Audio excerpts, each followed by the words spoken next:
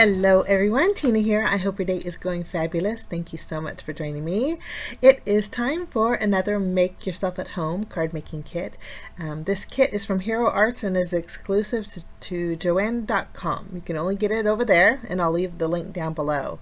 But this month it's all for the kids. It's the Kids Monster Kit, they're calling it, and this little sheet tells you a little bit about how to create a puzzle with it. Creating puzzles are super easy, but the fun thing is your kids or you could get together and color these little sheets to create your puzzle.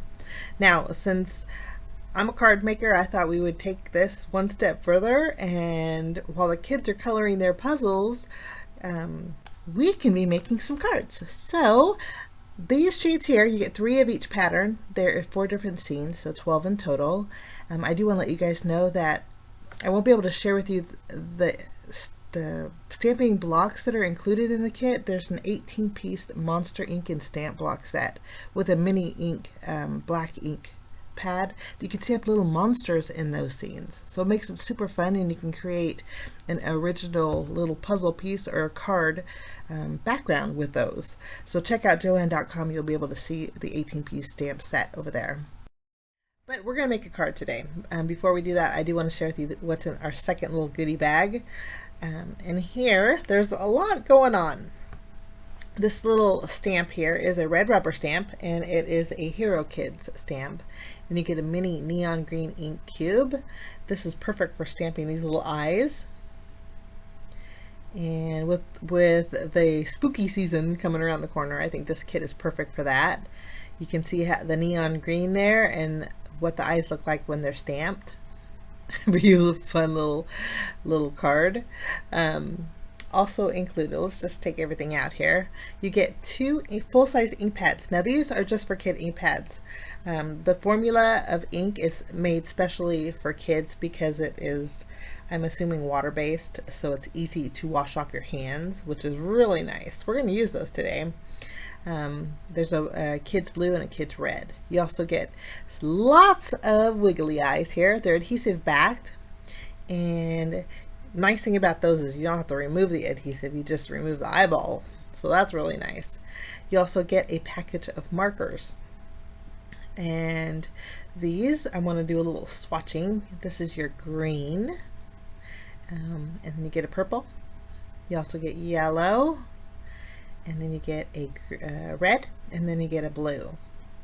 So lots of colors for filling in that background. You know, you got the green for the grass, you got some purple for the cakes, and blue for the skies. So I think the kids would really have fun with this. Also included are 10 monster die cuts, and these are so cute. The nice thing about these is you can create with them any way you want. I'm going to show you all of the little images. You can even stamp the eyes on here, which would be fabulous. So you have googly eyes, or you could do some stamping. If the kids can do some, it's stamping friendly for the kids too, which is nice. But I think, you know, guys, I like monsters. I love monster stamps and monster die cuts, so I was all about this kit here. This is probably one of my favorites. We'll probably use that in this one too, in a card today. But we're going to just continue on. You got a little furry one with some horns. Got this little guy. And then you have this little chubbalub. Okay, I'm going to go ahead. You can see the size with these against an A2 size panel. Now, I don't know if I mentioned, but the sheets, you get 3 of each scene, so there's 12 sheets in total of your color-innable sheets above the monsters there. But I'm going to go through these and pick the monsters we're going to use. I'm just going to use 2 of the monsters for 2 of my cards, and then one of my cards I think we're going to go pretty basic with, just so it could be an everyday card. Okay, after I have my monsters picked, we're going to go ahead, and I wasn't sure if I should just trim down, since we're making cards. I wasn't sure if I should just trim a panel, but this is really heavyweight cardstock. It would make fabulous card bases. So I'm just going to bring in my scoreboard, and we're going to turn these into card bases. I'm just going to put this up in the corner, and then we're going to score at the 4 1/4 inch mark. Now, when I did this, I noticed that these sheets are not half of a standard size cardstock sheet. These are actually 9 inches long by 6 inches wide. So you're going to have to trim, to create an A2 panel, you're going to have to trim 1/2 inch after you score it. 1/2 inch off of your right side, and then you have to trim 1/2 inch off the bottom after it's folded in half.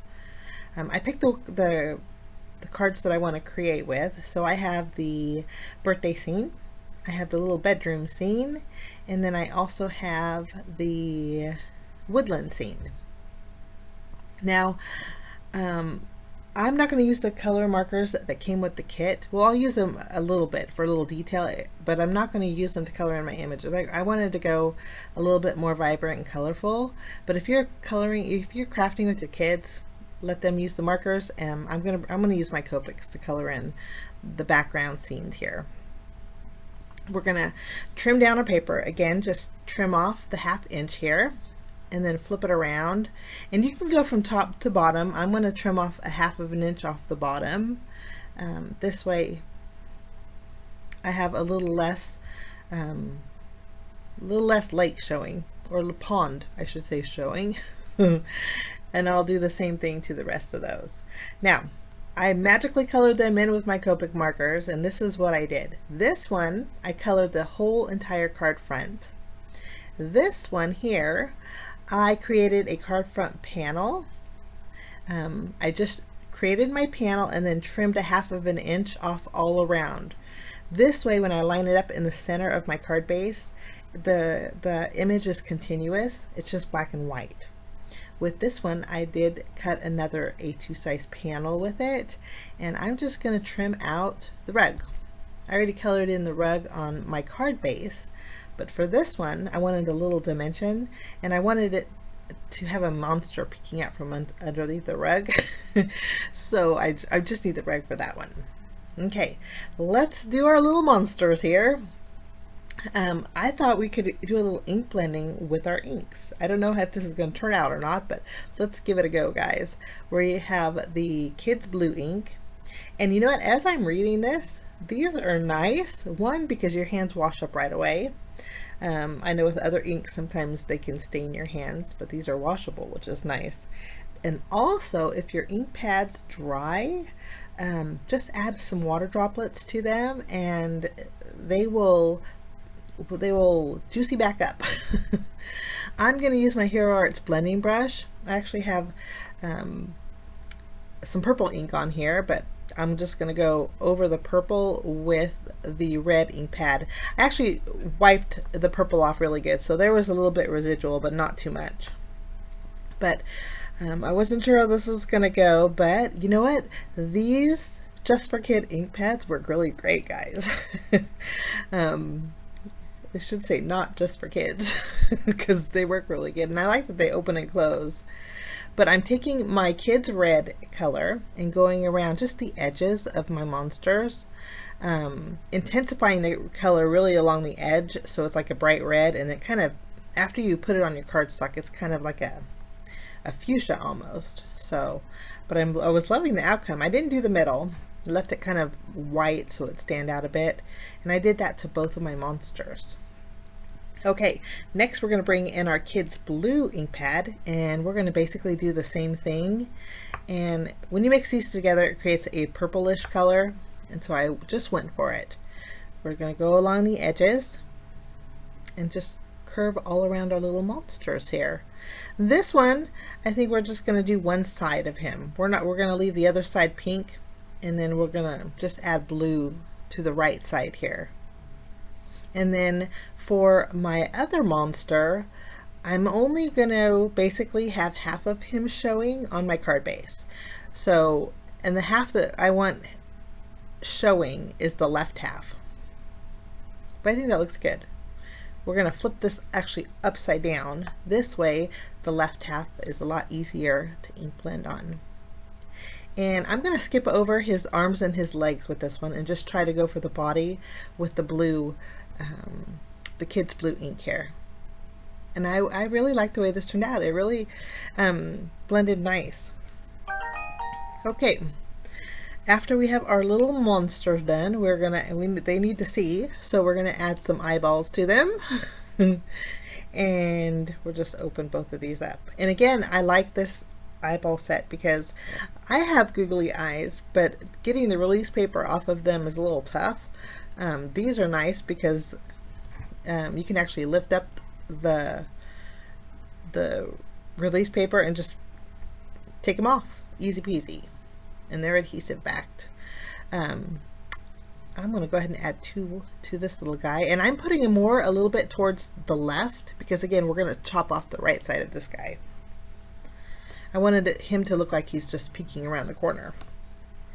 Okay, our monsters are finished and I think they look cute. Now let's create some cards. We're going to do the bedroom scene first, and we're going to take this little guy and I'm going to position him on my card how I want him to go. And I wanted a lot of the bedroom kind of a scene to show behind it. He's pretty large image, so I'm kind of just scooting him down a little bit so it actually looks like he's kind of sliding up from underneath the rug. And then once I'm happy, I'll use my tape runner and tack him down to the tape runner here.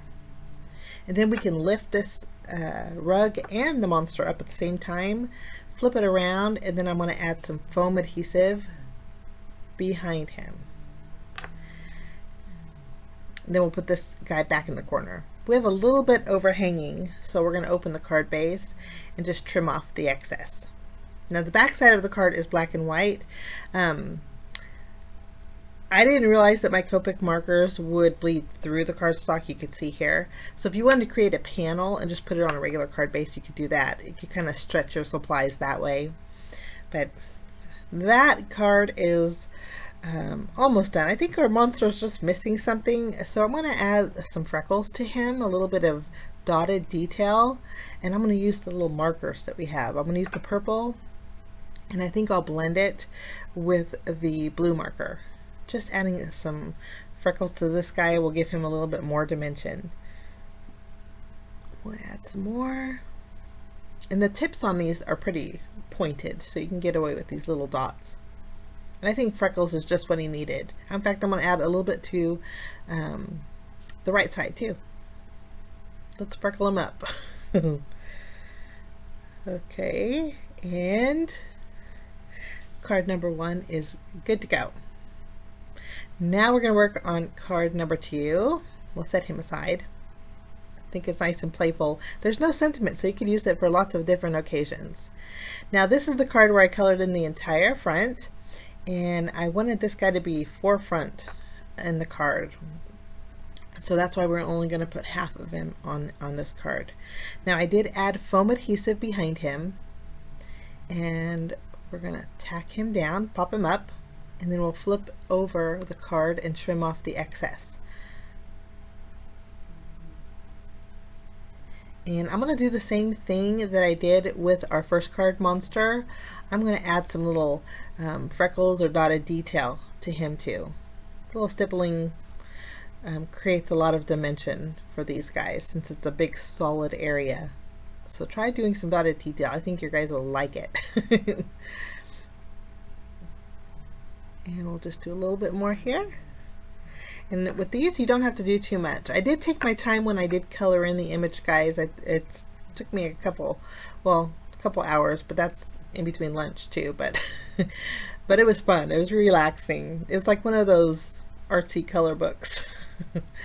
Okay, for my third card, I'm going to take this panel that we created, and I'm going to add some foam adhesive behind it. This is going to line perfectly back in the middle of my card base, and again the black and white print behind it, it's going to be continuous. So when you line this up to your card base, you want to make sure that that bottom cake in the corner just is continuous, along with the balloon and the top right corner, and the trees all line up. It looks really neat with the finished product having that black and white edge. And that's all I'm going to do to that. If you want to put a sentiment in there, there's room on that grass to put a sentiment too. But I think blank cards are nice because they could be just for every day. Now, as I was looking at this guy, I think we're going to scoot him over just a little bit more.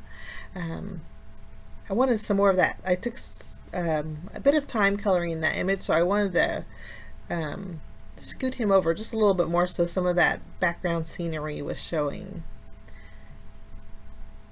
About a 1/4 inch, and then we'll just open up our card and trim that guy off. And then I do have a little bit overhanging on my other monster.